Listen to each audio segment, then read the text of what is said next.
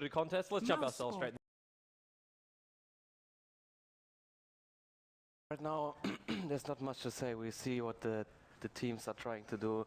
They played yesterday, right? They played yesterday their last game each other, but they didn't really show their cards. So right now we'll see the serious side of Mousesports and RoX.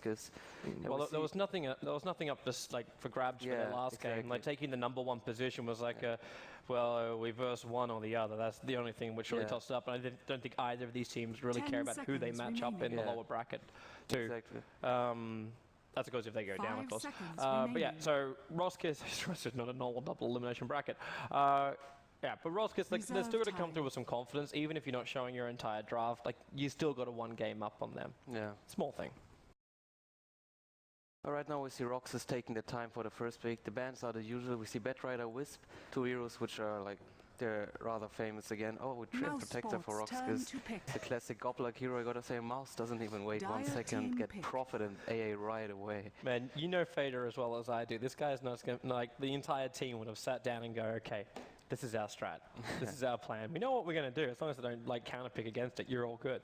I think every team has been like, let's still like, I know I've been casting a lot of Chinese Dota of late, so if it's first pick Treant all the time. Yeah.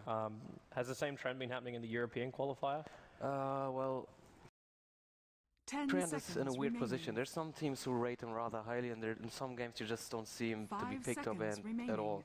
And RoX is one of the teams that they do prefer Treant. I mean, they have the father of Treant in the team, so yeah, they have a lot of stars revolving around this hero.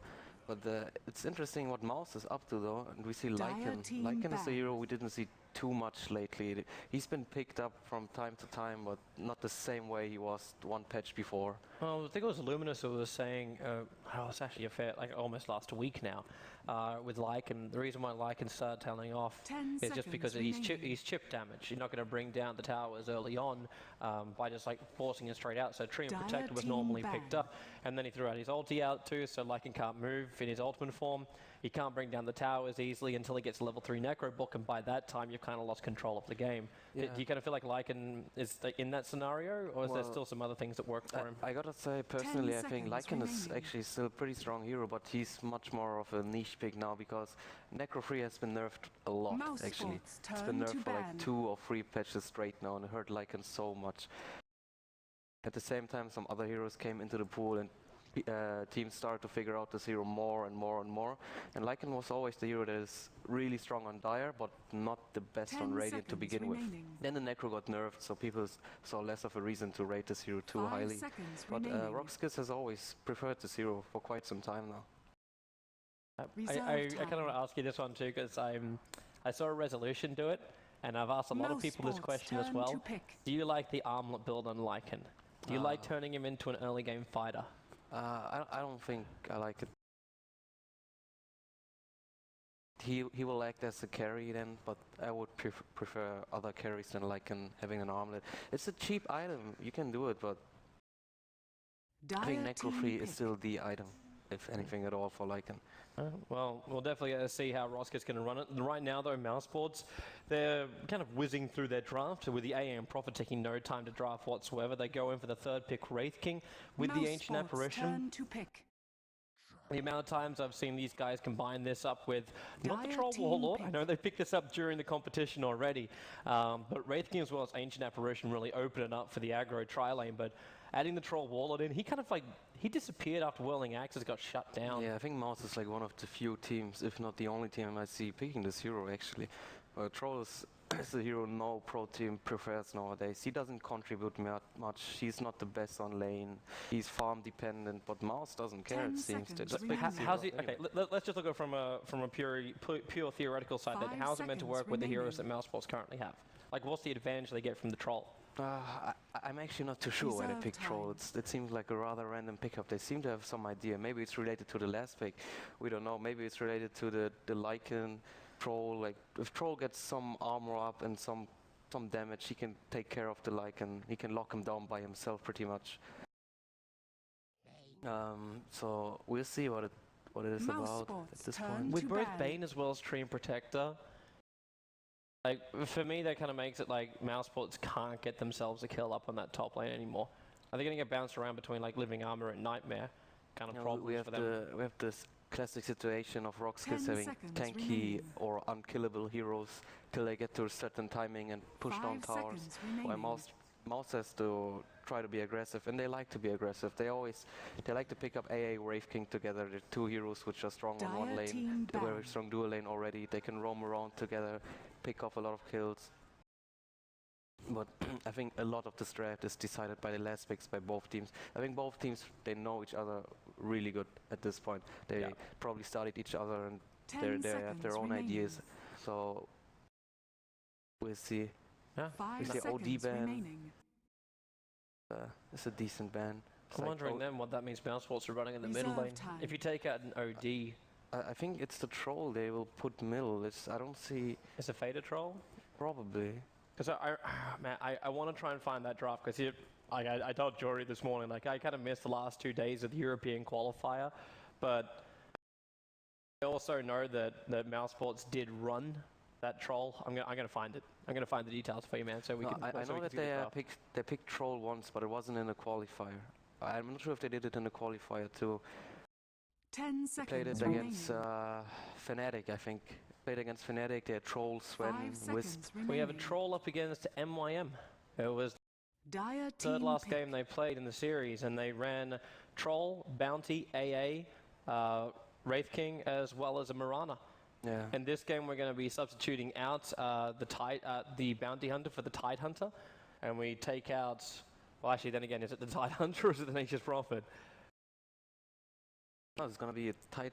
No, it's a Wraith King support, it seems, or Tide support. So it's a weird.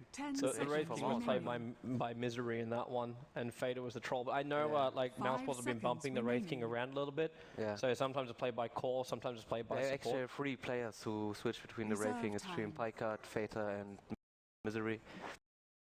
Let me see Earth. Earth is on the rise lately. I gotta say that RoX skills do have quite the dangerous. They can push down towers really quickly. Yeah. Another thing you were talking about just a moment ago, like the tankiness of them. Yeah. Like Lycan's a beast in the fight to try and kill off, and even Brewmaster. Like, oh, hello, let's change our overlay. But yeah, you look at a Brewmaster, and if you can't kill Brewmaster off straight away, he's just going to split. And so far, the only control I see coming out from Mousesports is either Ravage, Hellfire Blast, or Cold Feet. And we can't really rely on Cold Feet, or even the Bash, which you do get from Troll Warlord. Yeah. You can't really rely on that to control a Brewmaster to stop him from splitting. Yeah, well, the funny situation in Dota is sometimes one hero counters another hero, and sometimes both heroes counter each other. And it's the case for Panda and Tidehunter, actually. Both heroes counter each other. On the one hand, Panda's ulti is really good at controlling Tidehunter. You can cyclone him up with his Yule spell and just try to deny his timings, delay his Ravage. But at the same time, Anchor Smash works on the Panda split, so the Fire Panda goes down quite quickly, deals no damage, you can gush it down. So it's one of these situations. But since the Tide is support, it's much easier for the Panda to take care of him. 30 seconds to battle. It's something which I kind of always forget about, like that Anchor Smash and just how much problems it creates during team fights. Anchor Smash is actually the spell of Tidehunter. It got buffed the patch as well. It's 60% at damage reduction, and it's just no joke. I think Mouse was gambling on this Tidehunter to get this hero. I can't believe too, like it's a physical ability. Like even if you have Lycan pop into ulti form with BKB, he actually the Anchor Smash will still affect him through that. Like I actually wasn't sure about the mechanic until it was brought up yesterday during the Mars TV competition. Yeah, there was a time when Nakes was still picked much more, and Tidehunter was a little bit of a surprise pick against Nakes. You could just take care of him, but now Tidehunter is much stronger actually than he was some time ago. The second spell got buffed, Kraken Shell with Anchor Smash. It sounds like it's the easiest hero to play in the game right now. Well, he's actually quite comfortable to play nowadays, gotta say. Well, let's actually check out our lanes, man, because we're already underway. So Fader will be playing that mid-solo Troll Warlord up against Solo himself as the Brewmaster. Down the bottom lane, it's going to be Pycat's Nature's Prophet up against Sidoy's Puck. And then up towards the top lane, it's aggro try versus defensive try, even though the two supports currently staring each other off. It's Pass as well as Misery, who are the supports from Mousesports, and they're coming up towards the top lane. They'll be babysitting MSS, who's the Wraith King up here. And Gold Black and Yol will be the two supporters, Tree Protector as well as the Bane, and that leaves BZZ tagged up for 633 for the past, I don't know how many years now, but we still call him BZZ, and he is the Lycan. Yeah, at this point, Mouse has actually the advantage on the tri-lane. They have so much burst damage, they have slows, they have minus armor, they have everything at this point. And actually Mouse is really reliant on this Wraith King to get some items. They picked up Troll, which makes Wraith King even stronger with the battle trance. And on the bottom lane, what's interesting is that Piker chose to go for boost of speed. I think they expected the puck to be bottom, but he got the boots anyway. I'm not sure if it's the best choice, but maybe he has some idea with it. Well, top lane, there might be some trouble for Misery. Then again, he's Tidehunter. So they actually stun over towards BZZ. He put up the Anchor Smash, and Misery with a lead. He's dropping him low, but MSS cannot finish the job here. But Misery, he wants to come back in again for another Anchor Smash just to try and keep the rest of this creep wave away, because MSS is already way too low. But they do manage to pull down at least a creep wave and a half worth of farm and experience for themselves. Not saying that's a great thing. Quite aggressive, I gotta say. It was quite aggressive move by Mouse. They lost a lot of HP, but they got flares, they got tangos, they regen up. They made their RoX skills a little bit scared. Yeah. I think like the reason behind the boots first is just because he's trying to get into phase boots. That's something I've seen Quoit for do a hell of a lot as well. Yeah. Because whenever you just like, he seems to give like, I don't know if Fader is like, Pycast just taking a leaf out of that book, and yeah, it is going to be face boots. It's just a simple, I want to dominate the lane, so I need my base damage for it. So he can also chase down Seedoy a little bit. It's actually a really strong choice, I do agree. But I think what's interesting right now in this game is that Troll Warlord is actually dominating the Earth Panda. I'm not sure if that should be the case, but he has triple the CS at this point. How the hell has he managed to achieve that? I think it's there's a huge outplay by even through Clap, you should be able to find all of those last hits. It's Clap, and then you have the Drunken Haze, which you can spam on the Troll Warlord, and Troll is just reliant on his last hits on the right click, but he's just doing it. Yeah, Fate is spamming out a hell of a lot too. Like between Whirling Axe as well as Range Axes, I guess not doing the damage it used to, but obviously it's still giving Solo that mischance potential. Yeah. But they can both make each other miss at this point. The never-ending battle of people that just can't hit people. This is the battle of RNG. Drinks are on you! On top lane we see there's some trouble. There's some neutral creeps. RoX just want to take care of them, but Mouse doesn't really let them. See passes moving up and down. He's making sure he's leeching the experience out. And like the Mouse heroes, they're all level 2 at least, and they have a really good situation. It means that they have 2 spells on Tidehunter, 2 nukes which they need. They have 2 spells on AA which are really useful, and they have the life leech from the Wraith King. And while Bane is very reliant on getting level 3 to get the Brain Step up.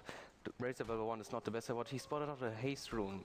Let's see what he can do. On mid lane, there's Fata. He's quite fragile at this point. He might go for it. Once the bottle comes in, Fata won't be as fragile. So if he tries to run towards the mid, he's not going to get it. In fact, he's going to need that haste rune just to escape. Yeah, he's getting scouted out. And yeah, first slow and then haste runes away.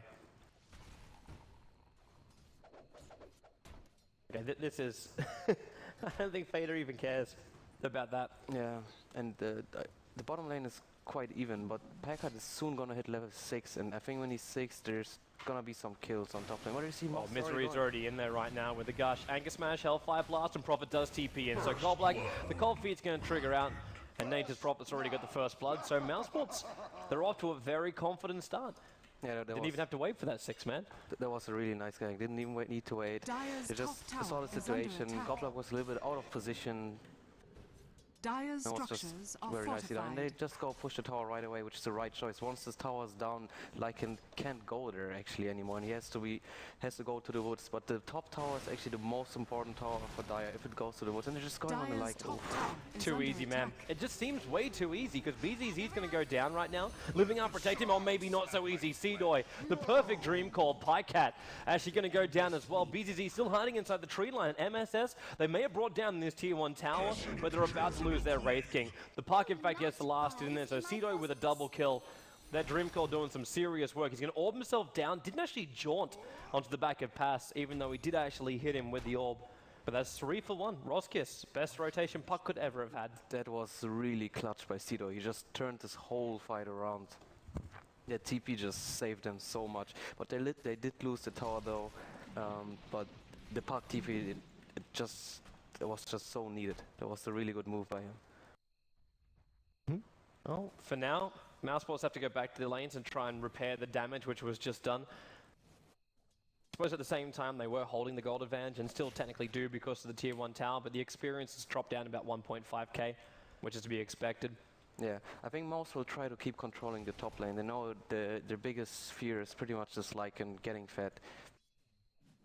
And since the tower's down, it's much easier to control the woods of Dire. And they try to roam around, get some pickoffs. We see A is moving mid, and there's a little chance to kill this Panda actually. And he's going, A is moving around a little bit, Troll is just staying on his lane. Misery's getting levels up on Tide. They really want the level 6 on Tide Hunter. They can't kill Panda though, can they? Like, even like what you want, Chilling Touch in that one, you have to have the stun with the Prophet ulti hitting exactly the same time. They do need the Wraith King for the kill. I think so too. No, for now though, at least Mousesports, like they've switched themselves up while RoX is scouting out for them, and they put the Tide Hunter. Like Misery's getting all the space in the world up on the top lane while Lycan goes jungle, and there's very little Lycan can do up against a Tide Hunter anyway. Yeah. And then Fader just continues his farm in middle lane. He is still the highest net worther on the board, but not by much. Like it's only 100 gold. It's giving him that spot. No, I think Mouse's strategic choice is very interesting. Instead of putting more pressure on top lane, what I expected, they actually chose to level up 2 supports. We see A on the bottom lane, he's pulling, he wants his level 6, and we see Tide Hunter on top lane. He's given a solo lane by now. They try to get level 6 on him as well. I gotta say, these 2 heroes have 2 of the strongest ultimates in Dota, so they're very reliant on these ultimates. They just try to take it a little bit more safe. They know Troll has no trouble in mid lane, he can just farm up. He's actually leading the creep scoreboard at this point. Cedo is coming mid. He's about to try and gank up on top of Fader, and Fader, well, he's already used those whirling axes, and then with an easy rift and also Lycan Wolves coming in. The courier snipe by Pycat. The courier has been killed. That's really well done by Pycat, making the best of the situation. He saw the courier TV'd right away. Hilarious thing is that do you even consider that a worthwhile trade? Like you just took courier for your mid solo. The courier is actually worth more than 1 hero kill. Yeah. It's the courier is it's worth as much as a tower, but actually more since towers they're just resources which are gone at some point. But couriers, they're always there. So they're like extra resources in Dota too. RoX Kiss, this is failing for them. Try to go in and take Roshan, and now Misery's going to come in and see that Roshan's chasing them outside of the pit. It's down half-life, because RoX Kiss came in and they just de-watered up. So it already flagged the fact they'd go in there, and they must have also spotted the fact that Lycan had a Vladimir's offering. Yeah. Speaking of which, we now actually lose BZZ from the game. I think Mouse was trying to get Tide to level 6 before the Roshan thing is happening. I mean, they did expect the Roshan coming up. They have a Lycan, he got his Vladimir's. So they want level 6 on both supports. That's too much to get. They want to get level 6 on at least Misery, so they have Ravage. And when they have Ravage, they can just control this whole area. It's very hard for RoX Kiss to go in there. 8 minutes into the game, there are no BKBs and stuff like that. They can always deny the Roshan. Like, they just have to walk there, and RoX Kiss pretty much has to run away all the time. But they do have Prophet. So that means what he can do is he can always split push while RoX Kiss tries to do semi-Roshan, I can say, and Mouse will move in and move out. Pretty much just poke them, while Pycat can just do the job of Nature's Prophet, push the lane. He actually has his Midas now. Gonna probably buy it at any time soon. As long as he doesn't die during this fight, then it'll be possible for him to probably do so. Yeah. But we just find ourselves in a bit of a stalemate. I'm a little bit concerned the fact that Goblak's so far away. Like, if this does erupt right now, then Goblak's going to take some time to get down there. Yeah, it's not a problem. Both teams, they will just try to poke each other. Like, they can't run in. Like, Mouse can't run in onto RoX Kiss, and RoX Kiss can't run into Mouse. So all Mouse wants to do is they don't want him to snipe the Roshan. That's pretty much it. That's a bit of a concern when Yol's internet is dropped. Yeah. Very sad technical issues. I don't know if that's meant to be a might be here in 2 minutes or a must be here in 2 minutes, because the rules are pretty strict in the European matches, where you're forced to micro the hero after 5 minutes has passed. Because the 5-minute delay is there, so once you go past 5 minutes, it's possible for all the players to check every detail inside of Dota TV. So they have that's why the rules are so strict. Oh, let's hope for the best then, that he gets his internet back up. You could imagine trying to micro a Lycan as well as his wolves during the middle of a team fight. This situation is so depressing when your teammate is out. Like, you know, when your teammate suddenly disconnects, you already feel very bad to begin with. Like, you're under pressure in any tournament pretty much, but in TI qualifiers more so. Like, your teammate is gone, you don't know if his internet can come back up, what other problems he can have, and you're like under this clock which says 5 minutes, and then you gotta play him on your own, and it's like, oh damn. Yeah, it's like you're under severe pressure. Yeah. There's also a reason why a lot of the teams normally like try and go into like boot camp houses. So like if something goes wrong, you at least have support or a secondary option. Shout out to the Mousesports guys who are currently in my office. Using that quality join Dota internet. Say join Dota. Technically it's Freaks for You gaming. I gotta say, we don't open that. Fader, he actually has a buckler, and he's going for mech. It seems it's an interesting choice. It's not something we've seen on Troll War ever. I think he does in a this competitive a lot, game. Like this is just Fader's thing. Whenever he plays mid heroes, he always builds them as like the team fight supporter heroes. Yeah, he was actually one of the first, if not the first, Invoker player who did mech on him. And he just likes to have a very supportive position in it for his team. And the game is resuming at this point. Yeah. Roshan is there, Govlok is moving in, Peter is doing the right thing, pushing mid lane. We see MSS taking it easy, getting some creeps. There's a ward though by RoX, cause spot them out. They're going to get themselves over towards that pit pretty shortly. Roshan's sitting down 3,000 life points. Roshan's going down. Mouse wanted to pressure mid, but Roshan's just falling too fast. It's like they just want to let it go though. Like Profitability is bouncing around them and Roshan's still not down just yet. But it's not going to take much longer, and now they're actually going to come back in again. When Roshan's at basically its critical point at 1,800 life points, Misery's just going to walk himself straight in there if they want to stop this. They see Goldblack and going to focus him. Hellfire Blast with a puck, already with the Dream Call, and Misery's actually gone down. BZZ pops the oldie form, and he comes out to fight on top of MSS. So it's already a double kill for BZZ. The Brewmaster's already doing split two, searching for Fader, and he's now knifing that up. They have to wait for him, they pull him back out of it, and then Fader will also go down. The buyback has come from Misery, but he's just given up on this one. While Pass is going to die, or should die. One more attack there from Cedo. You cannot reach him. The Sprout holds him in position. The Gush follow-up now. Living armor with the Anchor Smash. They can get through it. And it's lucky for the Ancient Apparition he was able to survive through all of this. And Roshan, 1,200 life points, but Misery's coming back. He's got level 6 now. He's level 6, but he cannot get in. The Nightmare is actually going to delay him long enough that Roshan does go down. And now Mousesports probably have no desire to fight this. They may know Brew ulti is down as well as the Lycan forms, but up against the Aegis, they're not going to take the risk.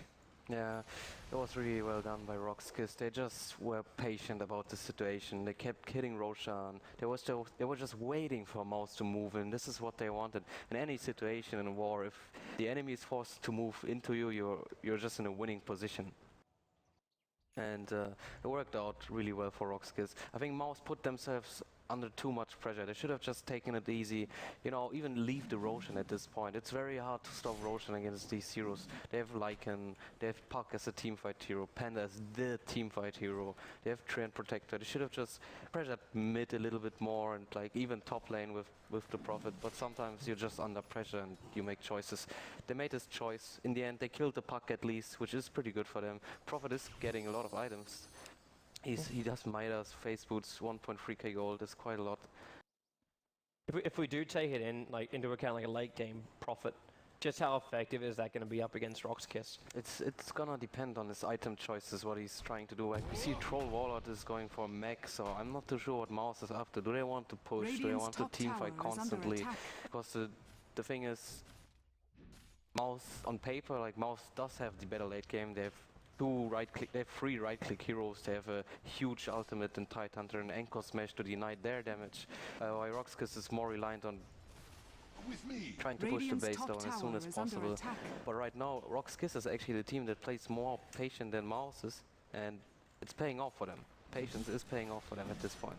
Well, for now, man, I'm still looking at MSS farming with like his ultimate available. So if Roskis do want to try and fight in any kind of area, like Solo's coming down and reveals his Blink Dagger for the first time. Yeah, now Mouse knows he has a Blink Dagger, and what Roxkis might do is they might just go middle and try to take the tower. With the Blink Dagger Panda, they can just initiate any team fight. At the same time, There's top lane, we see Bane going on like that. Yeah, Fiend's Grip is not going to be able to work here. They did have, that was 3 TPs, 2 of which got cancelled. And 1 A ulti, there's the instant team reaction by Mouse. Unfortunately, it's a bit of an overreaction because, yeah, back in mid lane, Fate is being initiated on. Set up and towards the air, the Puck Dreamcore will go, and AA has no Ollie to help him out here, but Misery, he's got Ravage, so he'll let it rip as the Anchor Smash is taking away all the damage of Roskis. They've already lost the Bane right now, and Golblack as well as Seedoy is trying to run out. That Anchor Smash really hurt onto Golblack and Seedoy, but they need a little bit more. All the way quickly, tried to go for the Anchor, actually hits on Solo now. Negative 51 damage, that's a nice thing for a Brewmaster to have, as he gets spun up in the axis, and it's a double kill for Misery. And now you see what happens when Mousesports actually team fight correctly. Yeah, RoX just gave Mouse a chance to come back into the game rather than... Oh, they might get Golblack too. Golblack makes the right choice. The Ice Blast is coming for him. That was a huge misplay by RoX. Panda actually cycloned the troll wall while the Puck ulti was on. I think the Puck ulti even missed him. And he actually saved him by doing so. Gave Mouse some more seconds to reorganize themselves into the team fight. We saw what happened. Misery moved in, put on the Ravage. The rest is history. Yeah. Radiant's bottom tower is under attack. I just couldn't believe the fact, like, he just jumped in there with the Anchor Smash, and it looked like both Puck and Tree were okay.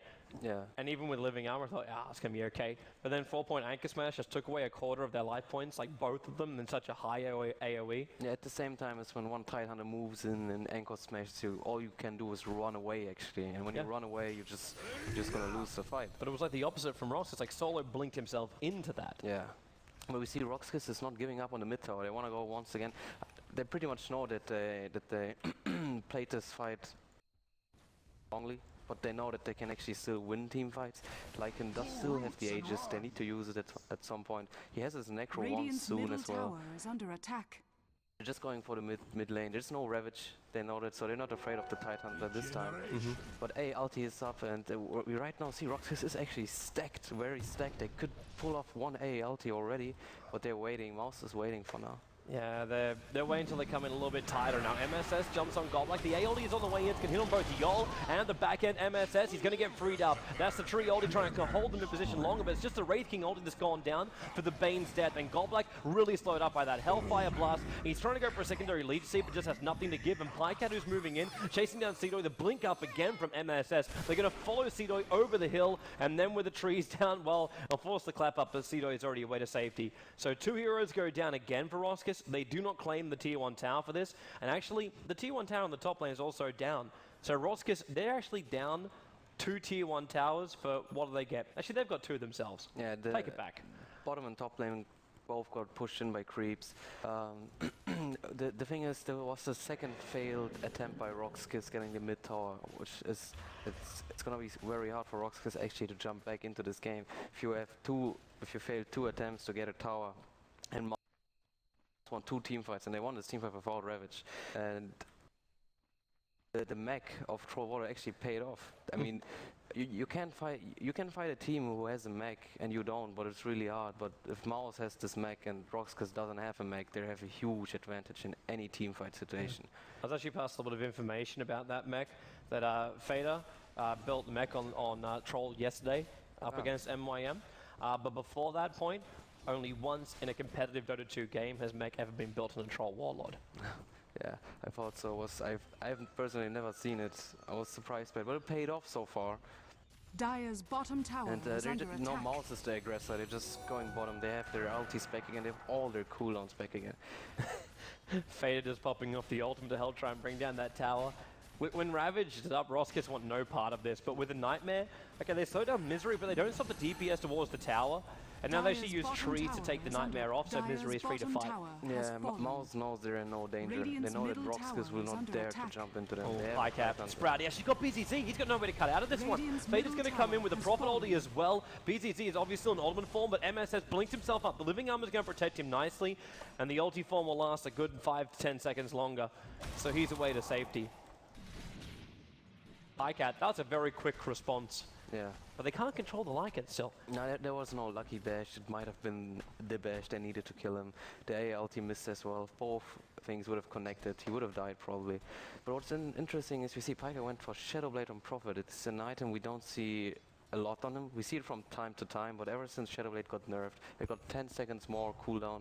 We didn't see it too much lately on him. We see RoX is going for a smoke gang. They're searching for Mouse, but Mouse is probably aware of the smoke gang. We see them, they're just moving to the other side of the map. Considering everyone's missing from every single lane.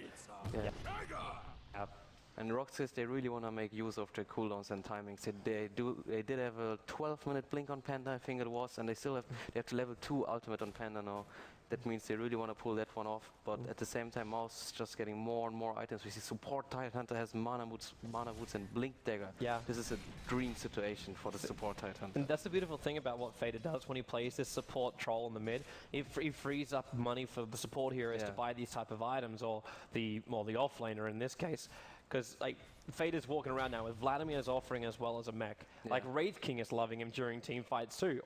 Because you're adding in a high amount of miss, Misery's taking away most of your damage as well as giving team fight control, and then you get a huge amount of life points either through your basic attacking, which is also working for the range heroes because of like obviously Wraith King Vampiric Aura, but for the melee heroes to get the extra buff up, then you got the mech on top of all of that, while Ancient Apparition's taking away the life regeneration of RoX Kiss. Just all in all, it's a simply smart draft. And are they gonna find the Bane? Yep. And there's no one near him that can help out. Like Tree's coming in and tried to actually, is he trying to get him invis? No, he couldn't. There is 1 point up in Nature's guys, but Troll Warlord's already got the kill. Enjoy this so much. They're looking for more. They know there's some heroes around. They spotted out the Panda more or less, but the Panda's in no real danger. He has a Haste Rune, Blink Dagger up, Town Portal. Oh, yes, to watch out a little bit. Then again, they commit Ravage, as well as in they come. Can they actually get the stun off? Living Armor, the Brewmaster's just going to split. But Anchor Smash again is being used, so he's lost all of his DPS, and they've actually killed off 2 of the Brewlings already. It's just the Earth Brewling left, running back underneath the tower. From range, he's going to turn the stun up on top of Fader. Is Pug? Okay, this Brewling's in a little bit deep here, but Misery's already used his Ravage, and they didn't get the kill. Yeah, they both used their big cooldowns. Panda ulti is out, and so is Ravage. It was a nice attempt, but at the same time, I don't think Mousesports are caring too much about the Ravage. Like, the Ravage is only like great if you're trying to kill off the Brewmaster, or like even BZZ. Like you're not going to think you're going to control him up too much. Maybe with the Dream Call though, 3 euros into that. The Anchor Smash already over on Solo, so his damage is low. But Fiend's Grip over on Fader. So Troll Warlord's giving nothing to this fight apart from his Vladimir's offering. Now with the lead seat, MSS is just being drained. His ulti will trigger, but Misery continues to go with his Anchor Smashes. Has another gush up his sleeve. It's a double kill for BZZ. This Wolf is just going to town, and Solo with the Haste Rune, he's right on the tail of MSS. They should be able to bring him down right now. Club comes off cooldown, which means the kill is there. Ancient Apparition's completely gone AWOL on this top lane. He will also take a fall, while Pycat just says, screw this, I'm out. Goes towards the bottom lane, and we'll just start pushing that one out. Perfect fight for RoX Kiss. That was really well done by RoX Kiss. They knew there was no Ravage, so that was really nice play by Yol actually. He locked down the Troll for a full 5 seconds with his ultimate, and Troll is the danger in a team fight. There was no Ravage, and timing of RoX Kiss was just on point. They just knew they could take this fight. They just knew they could jump in now, and this is their chance to do something. And the game evened out again at this point. It's going to get out of control, man. Up, which is the main thing or main problem. The timing is just too good for RoX Kiss. I suppose at least have one good thing. They know that it's up. Yeah, they know it's up, but they need to wait another 35 seconds for the Ravage, while Panda Ultimate is already up, pretty much. Yeah, ulti might buy him a little bit of time, but then again, like BZZ and Solo. Oh, actually it is going to matter for them because Yol's under attack here in the middle lane, so Whirling Axis and the Anchor Smash, well, they won't need that for the last hit. Macedoy jumps in again. Another 3-man call into the Brewmaster Clap. Pycat's in trouble. Shadowblade unable to go off because he already used it to jump himself into this fight. And the Tidehunter set up in towards the S. No Anchor Smash still happening here. Ravage, 7 seconds until that's back off cooldown. And they're focusing MSS in the meantime. He has no anchor available to himself, so he'll drop down. Where is our Tidehunter? He's still in the middle of the fight. Goblak's hanging over towards the side. Sentry Ward's down so they can see this. The Ravage, it only hits on 2, but they can see Goblak there. Another Ancient Apparition is going to fly in. That's going to kill off Goblak and bring Solo critically low here. A couple more hits and he'll end up in just shattering, which he does do so, giving Pass a double kill. There's still the Necro units causing some kind of problems. Pass, looks like actually someone took the last hit from that, took a little bit of damage. And Pycap, okay, this is ballsy if they think they can do that. They can't do that. No, they can. They just want this Roshan to be removed from the map at this point, because they know if RoX has a chance, they will just snipe the Roshan. But right now, all they can do is try to push out lanes. Spiker is already TPing on top, trying to push out the lane. Tidehunter is dead. He got taken care of in the team fight pretty nicely by by the Brewmaster. He cycloned him up, so he couldn't do the Ravage or anything at all. And you see the power of Wraith King is dropping immensely if he doesn't have his ultimate. And at the same time, he's only level 9, which is quite a problem for them actually. There's too much of a situation of Mouse trying to get farm on many heroes at the same time. Prophet is trying to get farm, Troll is farming, they made space for Misery's Tidehunter. And the fourth hero, that is Wraith King, who is actually a core hero, has found problems in finding some farm. But we see RoX, they're just doing Roshan. They know there's no danger. Yeah. Because Mousesports, like, they took one fight without Ravage, they're not going to do another one. Yeah. And technically that last one was technically like a half fight without Ravage. But they do the right thing, man, in my mind. Like, Pycat knows what he needs to try and take this fight. He's just trying to get into a side device, which means he has to be greedy here. They have to take money away from these supports and levels from these supports. It keeps all the lanes pressured out, which means RoX just can't 5-man ball with these level 3 Necro Book Lycan. Like, they're not going to do such a thing. As long as Pycat can make sure they get a bad trade. And like when you got an Aghanim Scepter over on solo and level 3 Necro Books, you know RoX want to fight. They want to push out. Yeah, RoX has quite the timing for themselves right now. They have Aghanims on the Brewmaster. Lycan has another 2.8k gold. That was pretty close for Pycat. Yeah. They good thing he used his TP scroll and didn't wait for his normal TP ability. Yeah. They thought he Shadowbladed and TP'd out. That's why the Sentry Wall was smack bang on his TP position. If you look at what RoX is doing, they put 4 wards pretty much on the side of Mouse to control the woods, control the whole river, and they're going for the bottom tower. Mouse already took the top tower. They know that they're going for the bottom lane, but I'm not sure if Mouse wants to fight this. I think they'll pass. They do, man. They can just push top lane anyway. Radiant's bottom okay, there's tower ALCs going on bottom and they're pushing top. Yeah. Radiant because they're attacking a tier 3 tower when what is RoX getting damage onto a tier 2? Yeah, RoX is afraid of the Tidehunter, so they can't fully commit, but Lycan and Panda is enough to... Misery's TPing back now, but it's too late. The tower's already gone. BCZ pops the ulti just in case they are going to initiate in. They know that Bane is not around. They know that he's like that. He got the Sprout. He got on BCZ. He's actually locked in here. They're going to try and protect him though. Living Army does come up. And then, Wraith King. Very aggressively jumping in on top of solo. Even though they knew that RoX only has 4 heroes, they still didn't want to commit this one. So you can see what kind of pressure Mouse is putting themselves into. It was a 4v5 fight, but they just didn't want to take it. Pycat's only 800 gold away from having his Scythe. Yeah, Lycan is pretty close to his BKB as well. And Puck is on his way to get his Scythe as well. The pass on, he's shooting his A ultimate just to be a little bit annoying. He knows they're probably around the Ancients, and they are in fact. And he's also close to his Aghanims. And Wraith King went for Armlet. He's lacking so much items actually. He needs BKB up for sure. And the Necro Free just burned off his mana. The Treant ultimate doesn't let him do anything. Panda can make him drunk or whatever. He's still walking around with a wand though during the team fights. As long as he can hold on to 15 wand charges. I say as long as he can. Yeah, it's true. But actually the biggest strength of the Wraith King right now is the slow of his ultimate. This is pretty much what he can do. Yeah, which basically means he must have mana. Yeah. And he also must die. Not properly though. RoX is taking safe position here. They know if they stick around with 4 heroes to 5 heroes, they're in no danger at all. Like Mouse can't do any pickups. So what we see is Prophet has the freedom to farm a lot of lanes, and he's actually doing so. RoX, they're just trying to find their timings. They're trying to find certain positions for themselves. They're trying to see how Mouse is moving. Problem is that they can't move that freely. Like you just saw in the middle lane, they threw AA ulti as well as Prophet ultimate, and they clean up the creep wave entirely. Yeah. So the push from RoX, it's just not there. Like this is the ultimate rat at the end of the day, because you're still playing with enough global abilities, and your team fight's still strong enough if you fight from a tier 3 tower that RoX, they're going to feel like they need a lot more before they move high ground. Like BKB on Lycan, that's great to have. That's true. They're just searching for team fight outside of the base, and but Mouse is aware of that. But Mouse is making the best of the situation. They're farming part of their woods, of the dire woods. They're farming their own woods. They're farming their own ancients. They're farming 3 lanes. While RoX, you see, they're stuck. They're in kind of stuck position. They haven't dared to farm much of their own woods. They haven't farmed much of their own ancients. You always see 2 free heroes stacked at one point, sticking around. They just want to fight.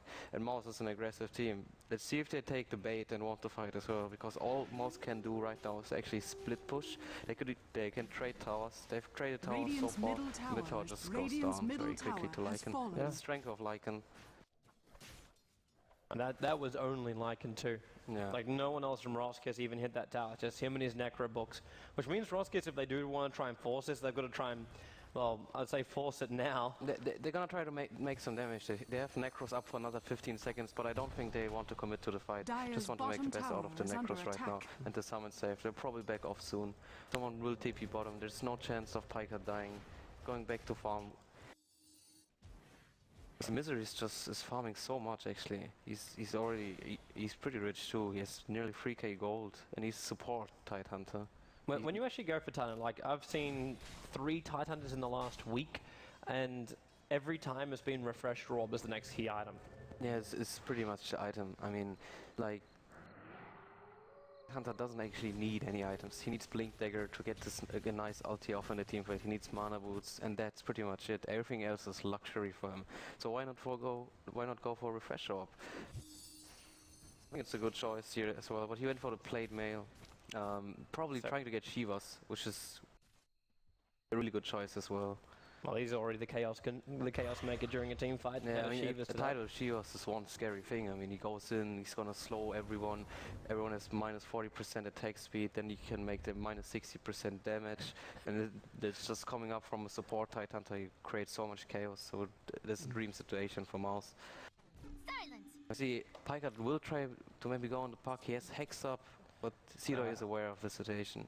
If he just delayed his backup just then, just a little bit longer, and that A ulti was able to connect. Yeah, this was a thing of 1 second. If everything would have happened 1 second earlier from outside, this puck would have been there. But we've seen this thing too many times in Dota. And RoX, now they finally found the fight they want to take, and Mouse really has to be careful. They should be backing up from this one. This is what RoX wants. This is what Smoke they're reveals searching Misery. for. He's not going to blink himself away. Actually, he started to go for the Ravage, but he got 9 men up. Now the Ravage will go. It keeps Sol and Yol back out, and they actually focus on the Bane. They brought him down to start with. Cedo got himself another 3-man coil, while Fader copying a lot of DPS, but he pops his own BKB as well as Mech. So they bring the life points back up again. Lycan did still kill off the Wraith King a second time now, and Fader, he's on the run out of here. Low on life, Aeon is going to hit on top of BZZ, and he just tries to turn to as much damage as possible to get a kill here. Cedo did jump in, but he was unaffected by that Ice Blast, while Misery has now found himself going one-on-one with the Brewmaster. Not a position he wants, so what do they try and do? Send Pycat towards the mid. He's trying to take the tier 2 tower, and actually, Tidehunter got himself out to safety. He blinked out and was able to TP out to safety, and now they do TP in the tree and protect it to protect the mid tier 2. It was a really nice choice by Piker to go mid right away. There was nothing to do there. Roxas was just searching for this fight, not in the high ground, just somewhere on the map. They made the best out of it. And Piker just went mid right away. He knew what to do. Do the nature profit thing. Try to get some towers, try to kill some creeps, but mind you, Roxas do have Treant Protector, so he's gonna give all his efforts and try to heal up the tower. Ulti is flying in, but won't connect on anything. It's like it was searching for the puck. Yeah. With the Aghanim's upgrade to it, would have kept Puck back there for a very long time. We see Puck does have a Hex now, which is a dangerous situation for Mouse, because pickoffs are much more easier now for Roxas. Roxas didn't really have a good stun or lockdown to jump on any hero. They have the Panda Clap, and well, that's it pretty much. Or Puck ulti, which they can't commit on one single hero, but they have Hex now, which makes the situation much easier for Roxas to try to roam around, find some kills, and especially one single hero they can really kill now is the Nature's Prophet, which had so much trouble in this game. And for me though, I think Nature's Prophet, like, they might be the one to kill, but like, he's also the man to win this game for Mousesports. You got 3,000 gold over on Pycat. The biggest thing for him is the fact that tier 3 tower is actually exposed on the top lane. So if he can keep that momentum up through the top lane, Like, between farming jungle and just keeping the pressure up there, he's going to keep RoX just looking behind themselves. Right now, what Mouse is trying to gamble on, they know Roshan is soon up, and Roshan is a fight which is just getting harder and harder for them. The third Roshan is going to be harder than the second one. The second one was harder than the first one. So right now, what Mouse will try to hope for is pretty much to find a pick-off. They need to find a hero singled out somewhere on the map. They have the scythe on Prophet, try to hex him, kill him right away. But the thing is, RoX is a smart team. What you see them do is they're just stacking all the heroes together constantly. They're connecting all the time. Just look at RoX's position right now. They're ready to fight. They're just ready to fight all the time. Can they keep doing this though? Because again, like the ping came out from Goblek saying, "Yo, Pycat again is up on top lane." The thing is, the more they do so, Roshan is up now. They're going for that. But you're right. With the thing is, when they keep stacking together, Mouse is like they're free to farm the whole map. That's true. But RoX is always compensating by taking a fight right after that. If you look at the gold graph, you can see pretty much it goes up. That means Mouse is like getting all the farm from the map and the woods, and then suddenly there's a team fight and RoX is jumping back with the gold graph. The gold graph pretty much explains the game if you look at the gold graph this way. Farm, team fight, farm, team fight. Farm, team fight from Mouse, and RoX is always compensating. Mouse like failed to dodge the team fights twice. Like the last team fight was a team fight they shouldn't have taken, but they got jumped nonetheless. And now Roshan is done, and RoX will probably try to get the top tower. Then our top is quite the trouble because it's getting constantly pushed in by Prophet. And if they try and take the tier 2 tower there, they're going to lose their tier 2 tower in the bottom lane. Exactly. That's why they haven't committed so far to go top lane. They really need to try to push out the lane. The problem is, if they push out the lane with more than 3 or 4 heroes, then the bottom lane will fall. If they only put 1 hero top or 2 heroes, they will actually die to Mousesports. That means that they will give Mousesports the pickoffs they are searching for, and they can't afford that at all. RoX is playing very safe on this one. They really don't want to get picked off at all. Yeah. So they're like in a stuck position. Both teams are in a stuck position, try to make the best out of it. Damn. So for now, they just get to bounce themselves around the map. For those guys that also have tuned in from the live stream and they don't know who I'm casting with, I know we don't show it on our overlays here for the EU hub, but I'm joined by Kuro. We're casting together for the first time in a very long time. Fun times, man. Well, it's always fun times. A little bit more of a passive game for this one. Yeah, but I think from a strategic point of view, it's really interesting. Like we said, it's like they have this. You see this bottom tower on top. Don't do that kind of stuff to me, man. Oh, where's the gem? They have dust? Actually, don't have a gem on any of these heroes in mid. Gem, but he wasn't there in time, and 2 Invis heroes passed each other. Yeah. Solo was the other one. Like he's the man I was looking for with the gem, and now he's coming in towards that mid lane. But Pycat basically TP'd out to look like he was trying to start to farm. Yeah, we see Pycat is TPing bottom right away because they're pushing it, but I'm not sure. He's got a TP scroll in 2 seconds. He got a TP scroll, that's true, but you can't underestimate the strength of this push. The Necros, all the summons. I don't think he is though. Like he doesn't have Prophet ulti, so he's just trying to find any kind of trade-off. Oh yeah, he's definitely not underestimating it. He's just trying to make the best out of the situation because sitting in the base is not going to do anything for him. But the problem is if RoX has got a forced team fight. Sorry, he just baited the fact he was going to go in for his ulti, but the Brewmaster has jumped in. Now the Whirling Axes have already happened here, and MSS, wow, okay, they're down to 1 Brewling already. The Tidehunter does go down, the gem is dropped on the sidelines. Ty kind of needs to buy back into this one, but he cannot actually yet. Now he does. It's back up again, and there's your blink into the Ravage. On top of Seedoy, MSS, BKB is up. The puck, the Aegis want to trigger off on him, and the BKB has already gone off from BZZ. They're turning back into MSS, who was Fiend's Crypt up, not able to get the kill though, because he was still inside the BKB, so no damage coming out. Now they can Nightmare him out, but Goldblack, he's on the run, locked in the tree line. Beta sickened with him, and MSS blinked into the last hit. TP out by Bane. Misery, though, he found Seedoy. Gushing into him, but there will be an orb away from Seedoy. They can keep chasing, though, with the double blinks. The question is Wraith King able to jump himself up there? He's too far away. Yes, that was a nice blink by Seedoy. It took the right path. If he would have went straight to the base, Pycat might have just caught him in time. And RoX was over-committing a little bit here. Fighting in this area is a little bit too much. They did snipe off the Tidehunter, but you always have to expect buybacks at this point of the game. Because Mouse they know they need to have buybacks. If you don't have buybacks, get picked off once, it means the throne is gone pretty much. There was a little bit of an overcommitment coming up by RoX. They should have just taken it easy. The Rex was already falling. If you look at the Rex, it already lost half the HP during the fight. So they could have just, put some summons on the RoX, try to bait Mouse, like so they have to jump RoX, because when RoX has to jump them, Bane can't take a good position. Bane was forced to use Fiend's Grip on Wraith King, who didn't die. Yep. Pretty much a wasted ultimate. And Puck can use his Hex, but they couldn't really focus down one hero. It's too hard. Just too hard to go in here. It's too much. Just take it easy. Let the fight happen here pretty much. And I think RoX would have taken the fight. Because they do have the Aegis, they have their key items. Aghanim's up on Brewmaster, he has Kuras now as well. RoX will soon try to find another, and this might be a pick off top lane. BZZ's far enough back now. Must have felt it coming. Yeah. RoX are actually waiting for someone to jump in towards the mid lane. Goldblack as well as Yol were in Viz, they're hidden by the Nature's Skies. So they're grouping up again for another just straight up push down the middle lane. They just definitely want to fight. They have Kuras on top of that now, so they're actually much stronger this team fight. But BZZ's not there. He's on top lane. He has a... he doesn't. It's Brewmaster with the BTs. Yeah, it was Boomers. Yeah, he's gonna join them pretty soon. They're just taking it easy. They need to push the top lane. Piker's already on his way, pushing bottom lane. And RoX, they're just preparing. And let's see the cooldowns. All cooldowns are pretty much up at this point. Ravage is up again as well. But there's no buyback this time from Tidehunter. Which means he's going to be a little bit more cautious with his life. Yeah. At the same time though, like RoX, okay, the Lycan has just arrived, but the creep wave on the bottom lane, it should be enough to bring down this tier 2 tower if RoX keep this fight dragging out. Yeah, Mouse, they're just chilling. The Necros are up now, that means RoX is going in. There's no fortification, blinking for the Ravage right now with the Anchor Smash. MSS, he's looking for the stun. Fiend's Grip again from Yol. It's on MSS, they've got to bring him down, but at the same time, they've already lost 2. MSS, he is going to die, but it's just the Ank. That's all it is, and they're getting through the Brewmasters. There's only one Storm Brewling left. If they can kill that off, they can get the kill. So they leave Yol to die to the Cold Feet, and further down, the Earth Brewling is back into the real solo, blinked himself up towards the high ground, and he will escape, but he is the only one, and then Pycat instantly wants to capitalize into the bottom lane, attacking into the tier 2 tower. That was a huge rush for Misery. He pretty much wanted the whole team fight with that one. RoX just didn't see it coming. He just jumped right away, got 3 heroes, A ulti, got in, everything connected. Treant and Puck, they just dropped right away. There was nothing for them to do. That was just very nicely done.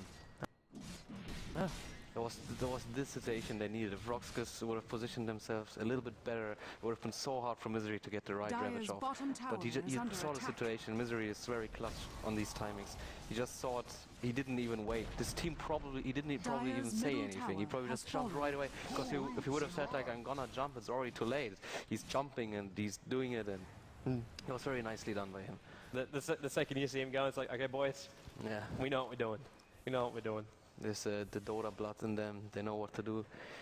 Pygat is still being an annoyance on the bottom lane. He's been trying to get this tower down for quite some time now. He did get the mid tower. And this is the last tower RoX have, and on the Mouse side we have their last tower on the other side of the map. I kind of want to see Pycat like just go into a Desolator so we can actually get through these towers. I know though at the same time that probably something like a Mjolnir is going to be better for him, just to actually put like the protection onto MSS, or at least like the proc potential onto MSS or Fader. That may be even better. And I also couldn't actually believe the damage which MSS did just before and then when they were taking the tier 2 tower mid. That ulti from Troll is up at level 3. He just popped that off and the tower was gone in a matter of seconds. That's true, the Troll ulti does make him quite strong, and he got his levels. He got his level 16 finally, which was really needed for him. And we see Pygat is just steeping top. He's just gonna stay the creep waves. He's actually pushing up mid as well. Yeah, Pygat is doing a really good job this game. He's just everywhere. He's using his teleport constantly. He's always on cooldown. He's just doing action on the map, putting pressure on RoX. And RoX is in a very weird spot, I would say. Like they don't really know what to do. Like they know what they have to do. They have to try to get the mid-rex. Yep. But at the same time, with the team fight, they just lost the team fight, right? So they know if they lose the next team fight, Mouse will just snowball so hard, and there's no comeback for them. See, I'm worried that RoX like one team fight, yeah, they could lose it out. Like even if they get mid-ranks, is that even enough? Like they just Prophet's in a position right now where pushing the side lanes once he picks up, he's used his 5.8k gold. So these lanes are going to be pushed even harder. Yeah, the mid-race does help quite a bit, because when the lane pushes in, what they can do is they can finally just go bottom or top lane, just keep pushing all the time while mid creeps do push in. It's true that it's not enough to win the game, but it will give them some good advantage.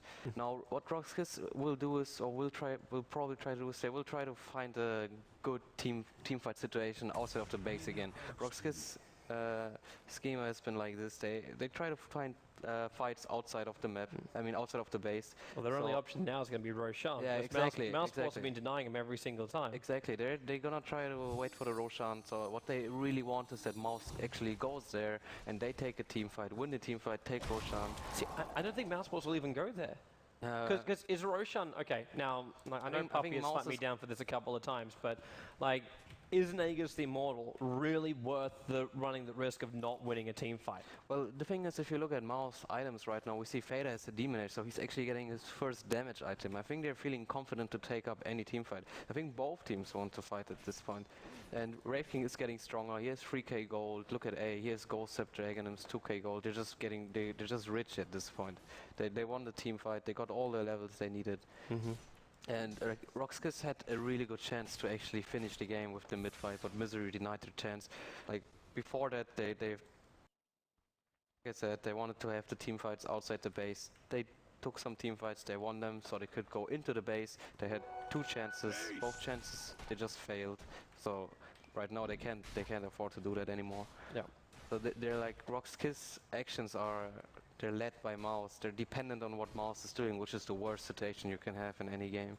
Situation happens a lot of times, but Mouse is taking it easy. They know they have Troll Warlord. That means he can get a lot of stronger. He's gonna get his MKV probably at some point. He's just saving for the buyback. There's no point to be risky. Tidehunter got his gold back again. He's actually not too far off from a Shiva's guard. And Prophet has 4.5k. He bought Demon Edge as well. And how much is Roskis waiting? There we go. Finally gets the Roshan. And look at the instant movement. I know Roskis is going to kill him off quickly though, which means like this top lane push isn't going to do any kind of damage. Yeah, like Mouse doesn't know Roshan is up. He just spawned. He just spawned, exactly. But RoX was giving up a lot to just get this just spawned Roshan. He just died instantly. Otherwise he would have pushed on top a little bit more. Man, you actually see how much they gave up too. I hadn't looked at the graph. Like we've been looking at the graph saying, oh, it's been farm to team fight, but now it's just straight up for Mousesports. Yeah, they gave up a lot. And right now Mouse is just taking it easy. They know they have so much key items coming up for them. Like we said, there's the Shivas, there's some MKBs, buybacks. There's an E-Blade from Ancient Apparition. Yeah, it's interesting. I love it from Pass, because he's like, okay, well, who is the damage dealer in the team fights? Yeah. It's Lycan. So he can actually protect his own teammate if he needs to, or he can just stop the Lycan in his tracks. Like at this point, we also gotta say, Pass is actually doing a really good job in this game. There've been some ultis missed, but it's really hard to hit ultis on a super fast Lycan, on a parkour jump around, on a Treant who's constantly invis. But Pass, he's only died once in this game. He has the least deaths, and he's an AA. He's probably the easiest hero to kill actually in this game. What he does have the least, he has 2 big items coming up for him. So far he's doing a real good job. And this is what I'm talking about when you see like Pycat spend his money, you see how fast that lane pushes out. Yeah. Took about 5 seconds to clean up the creep wave. Actually, the momentum they're pushing in. There's the Aghanim's A ulti on top and the Prophet ulti. That's quite the annoyance for RoX, because they don't have a pipe. They do have mech and the Treant heal, Dyer's bottom tower is under attack. They can't really commit for more. There's just a simple tower trade coming up. I don't know if I'm not sure if that was the right choice from Mouse side, because they had no reason to lose their tower. But I guess they just really want to kill this tower. Like this tower has been there. They've been trying for some time. Yeah. Sometimes you get angry at towers. So they've done the job. I would take it from the other aspect where Pycat's just like, can we get rid of all these outer towers now so I can finally split push properly into the tier 3 towers? Maybe they've been thinking like, well, now that this tower's gone, we can finally contest the Roshan after 45 minutes. So that's true. There's Fourth Roshan belongs to Mousesports. Yeah. Take your bets now, peoples. So anyway, right now both teams they're just farming. There's nothing more to do, to be honest. They're too afraid to do any cocky moves, to do any run into the opponent moves. They're just both waiting for clutch situations. The problem is there's not much more items coming up for RoX because there's no single item which makes Treant more dangerous than he already is. There's no item. Bane can get his BKB, but that's it. It's not too much of a deal. Lycan he's getting slowly stuck on items. Oh, he actually sold his Vladimir. He got Relic. It's gonna be a super basher coming up for Lycan. Oh, they're coming in for Puck. Prophet's going to TP in with the A ulti and the Hex. Cedo's going to move down, but he's got hit by the Prophet ulti as well as the range. So Puck's on the sidelines for 70 seconds, and because he just bought Shiva's card, no, he's still got the money for it. Only just though. Yeah. He was 100 gold away from not having buyback. Yeah, I think he probably knew how he can spend his money, had some reliable gold left over and all that stuff. And finally Mouse got a pick off. They were waiting for that so long in this game, and now we see RoX is crumbling apart slowly. Because RoX they're actually losing the game. Like by every minute they're losing 1% of the game, you can say. Very slowly, but just sometimes they're aware of that. They're pro gamers, they're very smart players.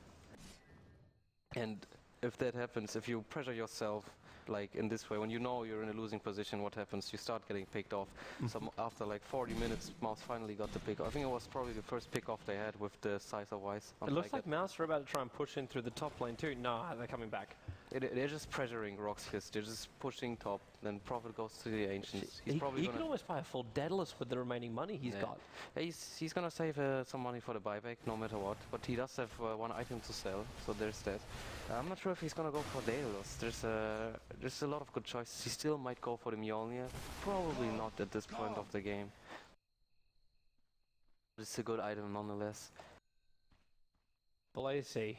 Yeah, and Wraith King, who's been really behind on items all game, potential is huge on him, right? Since there's so much more items he can get, and he's got this AC now. It means he's just getting stronger and stronger. He can get so much stronger in this game.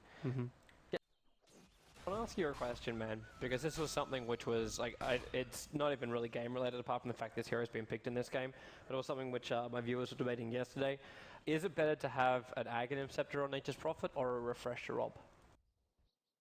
I think they're both pretty bad item choices, but Aghanim's is much better than Refresher Up. I'm pretty sure about that. Like there's some points of the game when you can go Aghanim's on Prophet in pro games, but nobody prefers to do so because it's just one item slot which goes away, and the stats are not too much needed for Prophet. And we see smoke by Mouse. Look at the line drawing. And I think also, like, Mousesports realized, like, Fader realizes just how good his TP out then was. Yeah. Because he broke the smoke of Solo. They might find Goblock, or Goblock might find them, rather. The Hex. I mean, yeah, Hex as well as having the gem there. They had perfect vision and control over Goblock. And he is actually down for... Actually, no, he's also got buyback. I'm just going to leave this menu up right now. So we have 4 buybacks for the die side. AA is the only one who doesn't. They're all gonna keep having their buybacks. This game is probably gonna be decided by the next Roshan. When the next Roshan happens, means when the next fight will happen, and that team fight will pretty much decide the outcome of the game. And Mouse is looking really good for the next Roshan. They actually look like they're about to push into base. Yeah. I'm not even gonna wait for Roshan. Oh yeah, they really wanna know it. Yeah. Because Prophet's adding a lot of pressure towards the top lane. Now, Fader and MSS did their work in the mid. Remember, we've still got that oldie from Fader. So when Fortification is down for RoX Kiss, it's possible that Mousesports can just obliterate a Rax. And if you do see, like, okay, Pycat's now going to spend his 7.7k gold and buy Satanic by the looks of it. Either that or Heart, and is it on Courier? It's going to be a full Satanic for the Nature's Prophet. It's an interesting choice. We're not seeing that too much Satanic on Nature's Prophet. Usually opts to go for like more damage items, damage all the way pretty much. But it's a cool choice, I think. Like he knows, like the only guy who actually deals damage to him is still Lycan. Like all other heroes, they're not too dangerous for him if it comes to a fighting situation. He's going to get to a point though where he's going to cap himself out as far as items go. He's walking around with obviously his phase boost now, but like that Shadow Blade won't last forever. Yeah, the Shadow Blade is probably soon gone. Then he always has the choice of replenishing the BKB. He can just rebuy it. Yep. And yeah, he's pretty much maxed out though at this point. I mean, he has to potentially get one more huge item, but he's not too sure what to get. Shadow Blade is pretty nice, and if he gets a Daedalus, he's gonna have more DPS, but the Shadow Blade is serving its purpose as well. The Shadow Blade is allowing him to escape from these moments. Yeah. That's a really short-range TP from Pycat. He's got to wait 11 seconds before he can summon an army of trees. No, he's smoked by Mouse. I think they're waiting for Roshan. Like they're expecting Roshan to be up around this time, or expecting. Oh, they're expecting Roskis to wait for him. Yeah, exactly. And let's see through the axis up so they can see him, and they're going to come in for BZZ. Well, BZZ, okay, he walks for like half a second before the BKB will be triggered, but now he's going to get bashed up. And now BZZ, he's so low on life. The E-Blade is protected past for the time being, and both Bane as well as the Lycan's down. The Brewlings are about to lose their life as well. We've got an Earth Brewling battling down a little bit further, and well, there's a buyback coming out from the Lycan. He doesn't have ultimate form for this one, and Pycat, he's jumped in here. He's got the Hex over on Cedo. Goblak must throw out the Overgrowth to keep him away. Brewmaster did die at the end of the day, and Pycat's got himself back out to safety, but Mousesports lose nothing. They even used Ravage during that engagement. Yeah, the Lycan couldn't even bring down the 5th position support. It was he just E-bladed himself. It was very nicely done, just in time. And Lycan died for that. Yeah, it was a weird engagement. Oh, they got Goblak too. This could actually just be the breach for all breaches. They wait till the fortification's over, and then Fader can just trigger off that ultimate of his. Even though he's holding on, maybe he forgot he has it. That was the best situation for Mouse. They just found a simple fight somewhere on the map. Like they could have hexed the Lycan right away, or Lycan should have BKB'd right away, but they were both chilling still. I guess they were too surprised. And yeah, they seem to, they'll probably get all 6 Rexes. They still have all their cooldowns. There's Ravage, there's Wraith King Ultimate A, ulti is up again. In 20 seconds you're gonna have Prophet ulti, and you're gonna have the Battle Trance soon again. Roskis have to fight now, there's no choice. They jump in, BKB as well as the Ollie support from BZZ, but Meanscript at least they bring down the Wraith King, but now you're Ravaged from Misery, and that's gonna be, that's gonna be GG. Roskis lose everyone, BZZ will call it out. It took 52 minutes and 52 seconds before the call was made, but the victory will go the way of Mousesports. So they're 1 game up here in the best of 3 and 1 victory away from going directly to TI4. Yeah. Maybe not straight into the main slot, because they'll still have to play the best of 5 tomorrow for that one. Yeah. But a good start for the boys. Yeah, it's a really good start. RoX had really good chances to close down the game. Actually, there's been some. They've pushed middle lane twice. They failed to attempt twice. That was the best chance to win the game. I thought actually they would win the game by pushing mid,